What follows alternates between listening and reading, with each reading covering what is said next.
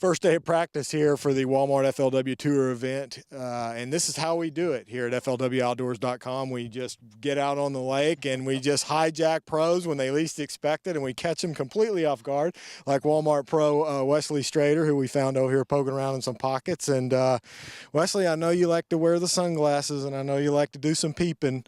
I just have to think it's March, Sam Rayburn. There's got to be some on beds.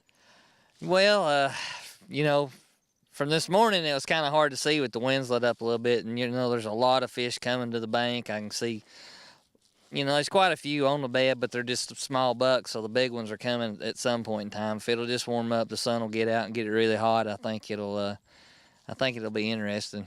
What's your water temperature right now?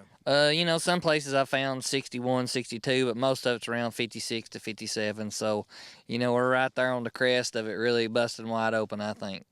Tell me about the lake level. Do you like what you're seeing with the lake level? It looks like there's plenty of flooded stuff. It's not pulled off the bank. Lots of stuff in the water. You know, I wished it was just a little bit higher, because that way you could really, you know, there's a lot of this wood and stuff that's not really flippable or fishable because it's only got like a foot of water on it. But for the most part, you know, most of what I've seen is kin on grass. So if it was just a little bit higher, maybe half a foot higher, it would be better on the lower end. I don't know about the upper end. I ain't been to the upper end yet.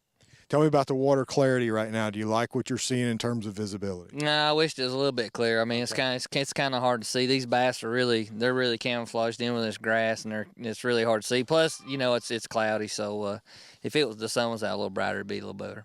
Today it's been cloudy, it's been drizzly, spitting, windy. Next couple days supposed to be pretty nice and sunny.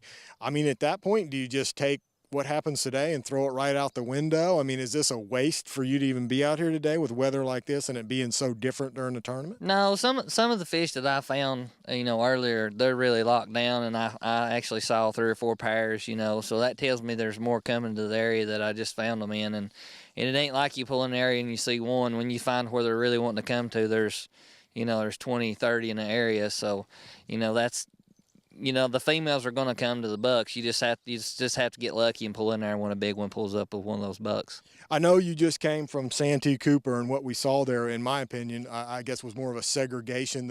It was warm enough to get the bucks up on the bank and making some little beds, but the females were still, a lot of the big bass in that tournament was still caught out. Do you think that might happen here, or are we far enough along now where they're going to be on the bank? No, I think you've had enough.